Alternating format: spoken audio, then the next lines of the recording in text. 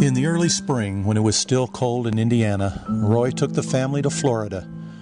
The route passed through Tennessee, where Rosa May stopped to take a drink from a stream. In those pre-pollution days, if the water was moving, it was considered fine to drink.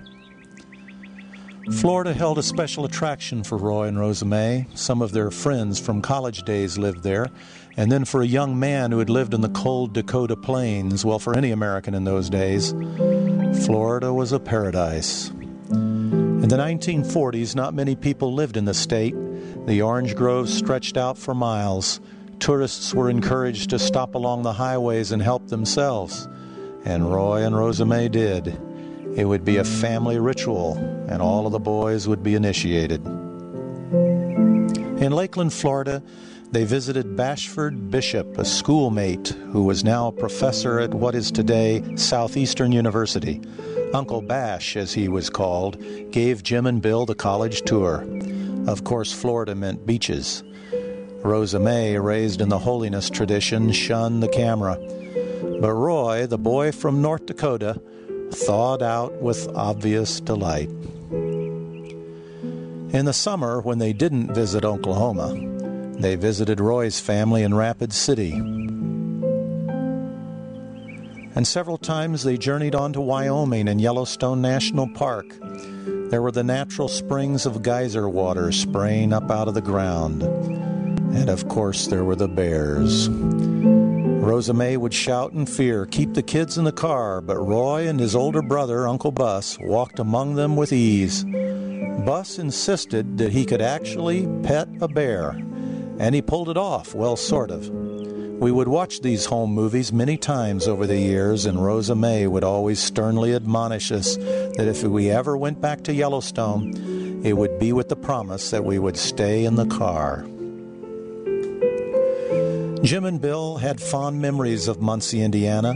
By the spring of 1945, they both had their first tricycles. Bill, wearing his new red coat, proudly promenaded down the sidewalk in front of the Wead house. Jim's trike, as they called them, was so big one could hardly reach the pedals. And when the big wheel got rolling, it could keep up with a bicycle. Jim's school was directly across the street, and when everyone else was gone, the Wead boys had the monkey bars all to themselves.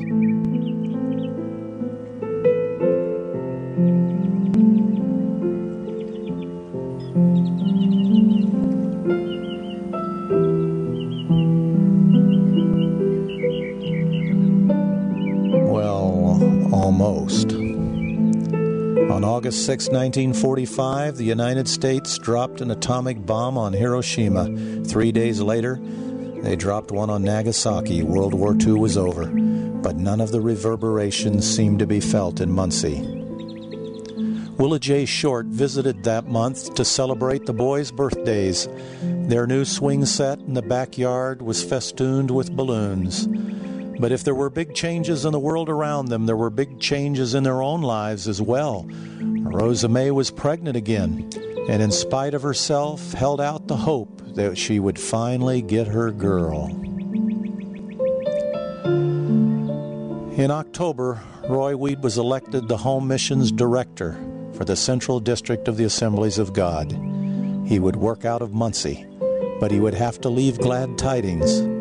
This would be a full-time job, traveling Ohio, Michigan, Illinois, Indiana, helping to plant new churches. It was a dramatic career shift for Roy Wead, but it was only the beginning. Within months, another career shift would hit in quick succession. Their lives were about to change.